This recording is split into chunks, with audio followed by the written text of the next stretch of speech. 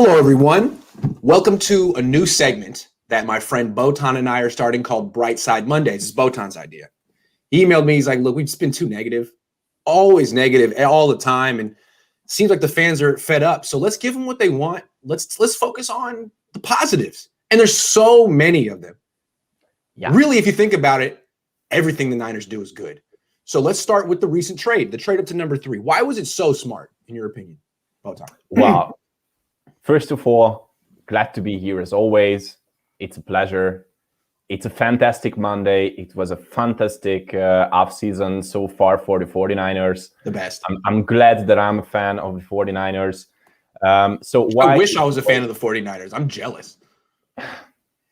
Okay. So why it was so great move by the 49ers? Well, first of all, we all knew that Kyle Shanahan wanted to have a new start with a new quarterback, and now he got his chance. Yep. They gave up just 2 future first-round picks and a third-rounder and they switched, of course, their first-rounder this year for that third-round pick. And I do think that there are fantastic prospects without faults, and after that, they can draft almost all of them, whoever they want. It was right, and we'll talk about the quarterbacks in a little bit about how great they all are and how they really have no downside. But it seems to me that just stepping us back, even without looking at each quarterback individually, like historically, there's such a high success rate drafting quarterbacks in the first round. I mean, you don't miss, especially if you trade up into the top 3. Like all the teams that have traded up into the top 3 for quarterbacks in the past just won Super Bowls. Like I'm thinking Carson Wentz and the Eagles, like that worked out. Yeah. Although they did win it with Nick Foles instead of Carson Wentz, but still, I mean, and he's not really their quarterback anymore. They traded him; they got rid of him this year. But there was also Jared Goff. The Rams traded a lot to get up to get the number 1 pick for Jared Goff, and they lost the Super Bowl, and he's not their quarterback anymore. But there was RG3. Washington traded all those picks for RG3, but he's not their quarterback anymore. But I'm sure there are examples that I'm just not thinking of where this working out. Of course. I'm sure that this will work out. I mean, Kyle Shanahan and John Lynch proved themselves as great drafters. That's true. They never miss in round 1. So, I mean, you might question another team moving up for this pick, but not John and Kyle. Yeah. And even if they failed, it wasn't them. It was just the players. They were bad. True. Yeah, and they just saw it themselves. So, yeah, the process is correct. You can't really... You can't really criticize them one way or another, no matter who they take, no matter what they do, no matter how much this trade potentially sets the franchise back. It was the right move. And we all agree with that. It was smart. And, anytime that you have an opportunity to trade not 1, not 2, but 3 first-round picks and a third for the opportunity to get not the best, not the second best, but the third best quarterback in the draft, you have to do that. You have to do that because if there's anything we've learned is that every draft produces at least 3 franchise quarterbacks. I mean, every year. Look at how good Tua is. Look at how good Dwayne Haskins is. Look at how good Daniel Jones is. I mean, it's just constant. They all are great. Sam Darnold, for example. Josh Rosen. So this is kind of like a no downside move. But there's more I mean, let's talk more about why it's such a no downside move, because there are 4 quarterbacks that are basically available. For the Niners, it'll be maybe 3 who are just can't miss. So let's go through them, starting with who do you want to go with? Well, let's start with Justin Fields. Oh, can't miss. It's perfect. Yeah. Well, he kind of reminds me of like Patrick Mahomes, but 10 times better. Yeah, I do think that as well. And I do think that he's more athletic, and that's a fact that he is more athletic than Patrick Mahomes is. He proved himself that he can make harder reads during games. I think there were games when he showed the world that he will progress through the reads in a single play, that he is not just 1 or 2 reads quarterback. That's all. I think that he has got all the things that you are looking for in a franchise quarterback. And don't bother yourself with his slower release on long passes. That's a myth. The thing I learned about Justin Fields is every perceived weakness he has is not true. So whatever you want to say that he doesn't go through his progressions not correct well enough, I have a clip of him doing it, 1 clip. So that means he does it. And there's a conspiracy. against Justin Fields to knock him down somehow. I don't know why, but what I've learned in watching tape of Justin Fields is has no weaknesses. He's the best. He has the best arm. He has the best pocket awareness. He's the fastest quarterback. He just might be the best quarterback prospect of all time. It's possible he's going to be the best of all time. Yeah, it is possible. Yeah, I think it is possible. It is possible. Yeah. And the thing that's great about it is, even though he's the greatest quarterback prospect of all time, he's going to fall to the Niners at 3 because Trevor Lawrence is even the best. He's even better. And then there's Zach Wilson. Zach Wilson, the kid from BYU. I mean, he definitely reminds me of Aaron Rodgers, except better. Yeah. Way better. So I've never seen that I would say that, but I do think that Zach Wilson can be the next Aaron Rodgers or the next. I mean, Aaron Rodgers can't really hold his jockstrap, to be honest. I mean, he can't make some of the runs that Zach Wilson does. I don't know. I think it's a slap in the face to Zach Wilson to compare him to Aaron Rodgers. Like, what has Aaron Rodgers done recently? I don't know. Yeah. So, and then they also got Mac Jones, who, I mean, I think it's fair to call him like a combination of Joe Montana and Tom Brady. Yeah, that's maybe true. Right. I guess some people compare him to Tom Brady, but he's more mobile. So he's probably going to be better than Brady. And then you could compare him to Joe Montana too, but I mean, I don't know, man. Joe Montana had Jerry Rice. So, I mean, Mac Jones never had Jerry Rice. So yeah, and who cares? Yeah. Who cares that he comes from Alabama? Because Alabama proved themselves that they are one of the greatest colleges when we are talking about quarterbacks. Oh, they're the best. Yeah. The track record speaks for itself. I mean, his body speaks for itself. The overall athleticism, the resume. Yeah, and then there's Trey Lance. I mean, he only played one season of college football, and it was 1AA. But honestly, I was sold after one snap on the field. All you have to do is watch him on the field, how he stands there, how he receives the snap, just his overall build. I mean, you don't need to actually see him play football. That's the best thing about Trey Lance. Yeah. And back to Mac Jones, I do think that all those black spots in his past are just conspiracy theories against himself, because all what other people want is to push him down as much as they could.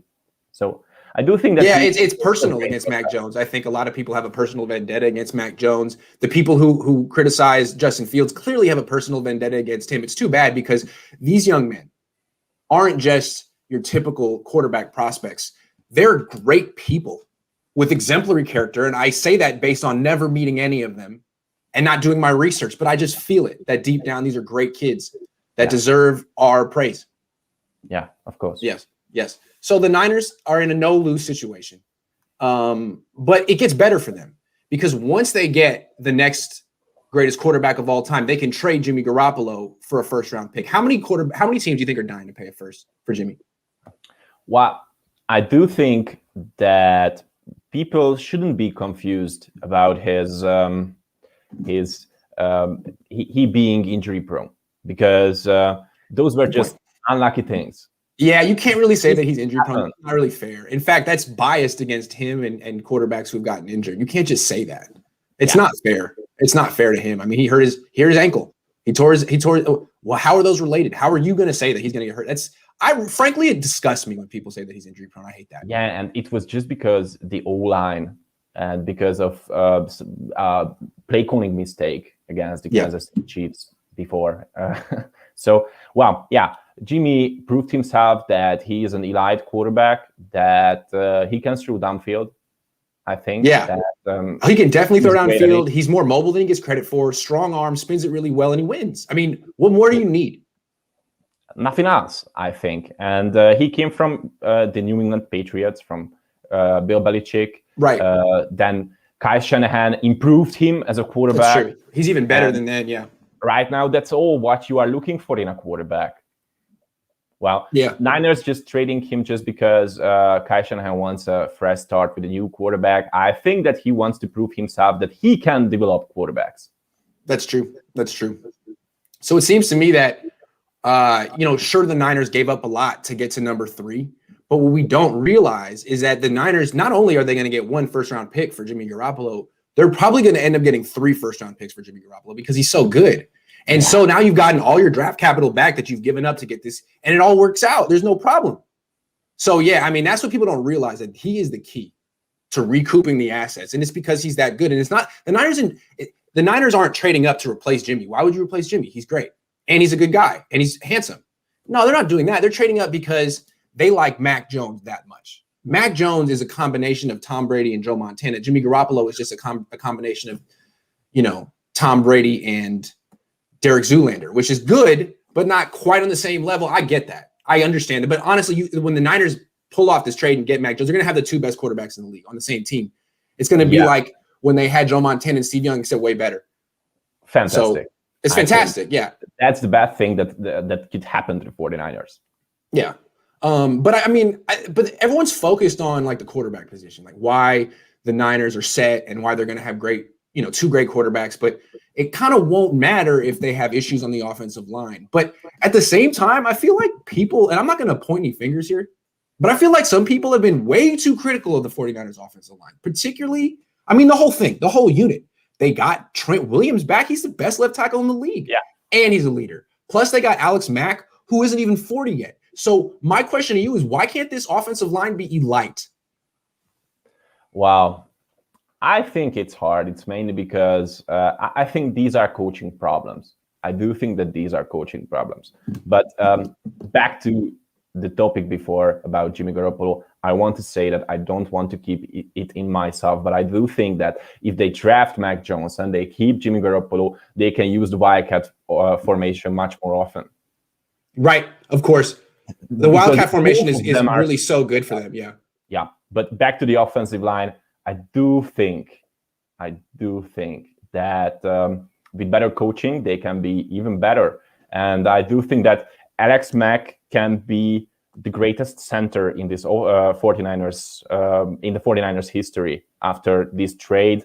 He already is the best center of the 49ers in 49ers history. Yeah. No question. Yeah. That's maybe true, I think. Yeah. Well, no, I'm sorry. I'm serious. That's serious. Alex Mack, it's not just what he does. It's not just that the improvement he provides over, Ben Garland and other centers last year. It's the impact he has on the whole team. It's really that's why they call it the Alex Mack effect. He really is the leader of the whole squad. It's you can't underestimate the ripple effects that his leadership will have on that unit. So I feel like it's not out of the question to say that the Niners will have the best offensive line in the league next year. Yeah, I don't think that's why can't you say that? Why can't you say that? And before everything happened, last season, after the season, Alex Mack and Daniel Brunskill here in Hungary made pizzas for us. And we Hungarians know that this will happen sometimes. We have seen the chemistry between them. I'm sure that he will be a great part of this offensive line. And I do think that he will get better in the next few years when he is going to be a part of the 49ers. Okay, one more thing with the offensive line. A lot of people will point to Mike Mcglinchey as being, because of a couple of clips, there's the one or the two of him getting thrown around. But really, seems like he's pretty good. So people always want to focus on the negative. You and I are very positive people. Let's list all the great things that Mike Mcglinchey brings to this team and does. Wow. I think Mike Mcglinchey is a great guy after all. He was much more athletic this season. I've seen his get up from the ground. I like that courage. Get up from the ground. Always gets back up. He got knocked down. I think that he is a great run blocker when George Kittle is next to him. I agree. And I do think that he should be the left tackle next season because he has got all the abilities to defend the blind side of every quarterback in the NFL. Yeah, I just can't believe they haven't moved him to left tackle yet. I've met Mike Mcglinchey. The thing about him is he's really slim. Like he's very trim. Most of the time, offensive linemen are a little big, they're not much to look at with their shirt off. But I'm telling you right now, Mike Mcglinchey could be a model along with Jimmy Garoppolo. The two of them could do Levi's ads. He looks terrific. He has probably 10% body fat. I've never seen anything like it.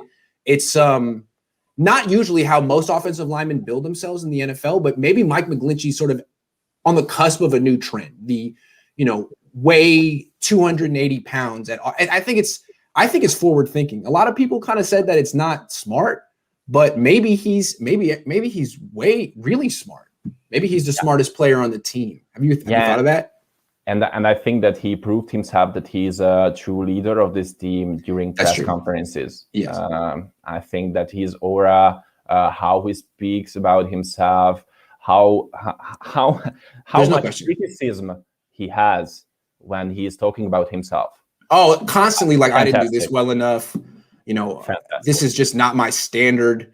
There's no excuse for how I played. I gotta play better. It's all you hear from him. All you hear is it's just not good enough. It's just not good enough. As opposed to people who go out there and be like, you know what? I thought I played pretty well. You never hear that from Mike Mcglinchey. That's what I like most about him. No. Yeah. And then finally, I mean, you hear some negative Nelly say like, oh, well, the Niners lost Robert Saleh. That's going to really hurt this team. I don't see it. I never liked Robert Saleh. I always thought he was super overrated. Like, what did he do other than coach the best defense in the league? I mean, anyone can do it. It was the players, right? It was the players. Well, I do think that people thought about Saleh that he's great just because Kyle Shanahan and his offense made him look great. Our offense controlled the clock every time we played against any team. It was just because of Kyle Shanahan that we went into the Super Bowl a season before. So, well, it was just because of Kyle Shanahan, and I do think that that Saleh wasn't so great last season, and it wasn't just because of injuries, because he had all the talent to win games just by using our fantastic third and fourth defensive players on the defense. So. Yeah, I'm going to take it a step further. I think the defense is going to be better without him. This guy, D'Amico Ryans, I love the way that he stands there on the sideline. I can tell by how he stood during games on the sideline that he's going to be way better than Robert Saleh. I just got to feel. I've been in his presence. It's got an amazing presence. He just got that aura. His aura is actually gold. It's gold, and sometimes it's red at the same time. So I feel like he's just perfect for the job, and that's how I judge by auras. So I think that D'Amico Ryans is actually going to take this defense. No one wants to say that the defense is going to be better without Robert Saleh. How about that? How come no one wants to say that, Botond? Well, I do think that the defense will be better next season. Ryan proved himself that he's a great coach. I think that he was the true leader behind Saleh during there's no question with him. Yeah. And I do think that the re-signing of Tart and other veteran defensive players are just making this team way better. I do think that that Tart is being a tough guy. He can be the leader of this team next season. I do think that he will lead us to the Super Bowl just because he's going to play in every game. That one got me. I was keeping it together. But yeah, I mean, it just seems to me that he's going to be the embodiment of the 49ers' newfound durability. You gotta. They have an injury issue in the past, but that's one thing we haven't talked about either, the injury issue. Why that's not going to be a problem next year? Well, you bring back guys like Jaquiski Tartt. You bring back guys like him. Why would you even worry about injuries at that point? No, I don't even think it's worth discussing. I think only like clickbait clowns want to talk about injuries. You know what I mean? Like, that's just negative. How can you predict that? They're always random, even if they always happen. They're random. Can't be.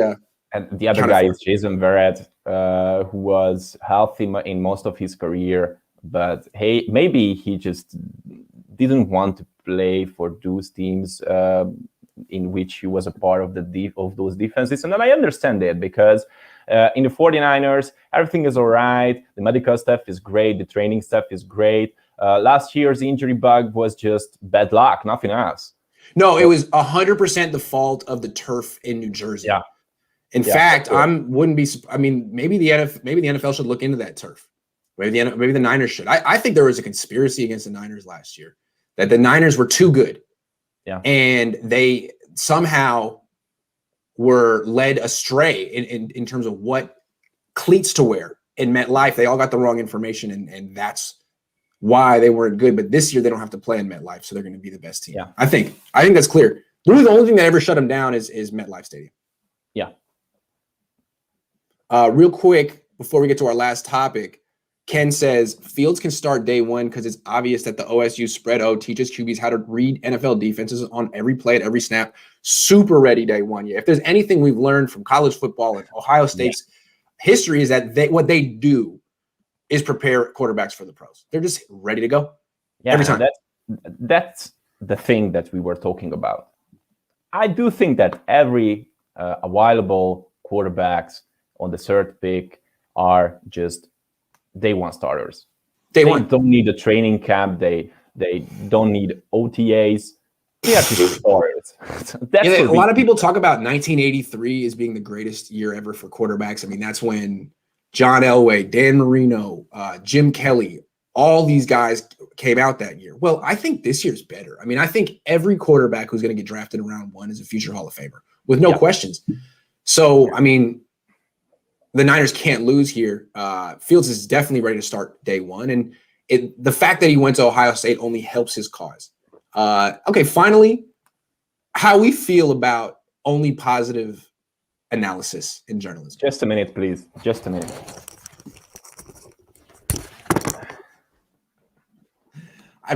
Botond keeps me on my toes. I don't know what he's doing. Most of the time. He's gone. He just left.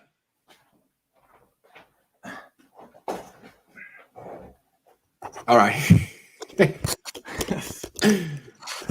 Well, how do I feel about it? Well, guys, I told you before that I read the comments after every show that we are doing with Grant, just because I want to develop myself. I want to be better every time when I'm in this show.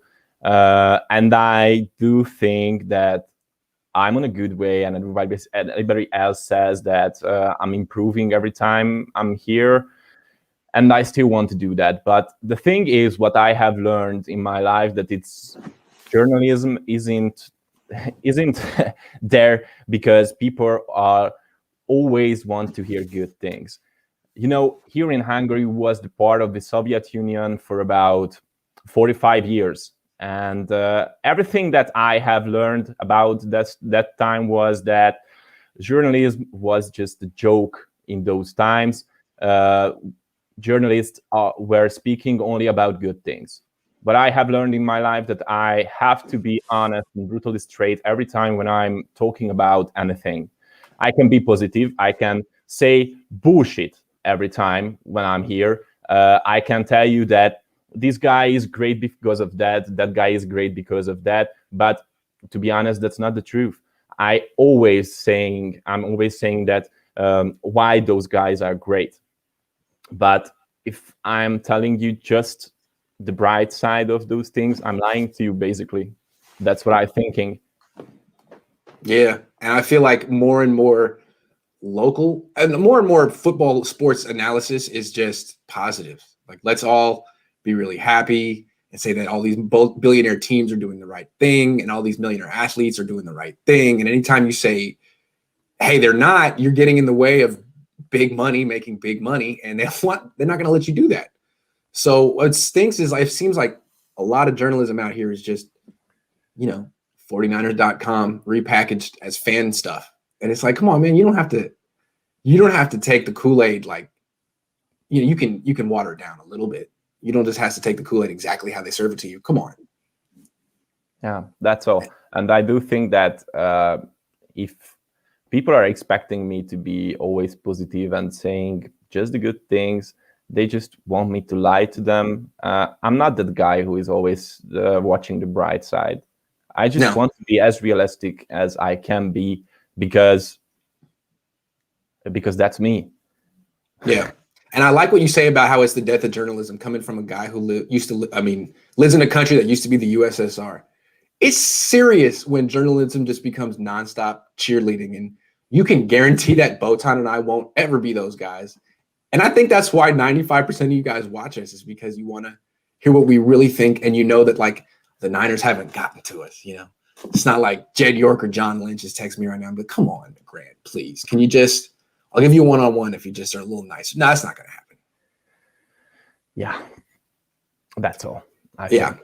So thanks for indulging us in our sarcastic show of the day. We'll be serious again next week, and we'll be back to our negative, pessimistic ways that you come to know and love. Thank you, everyone for watching, and thanks, Botond, Thank you, guys, for this show. Appreciate it.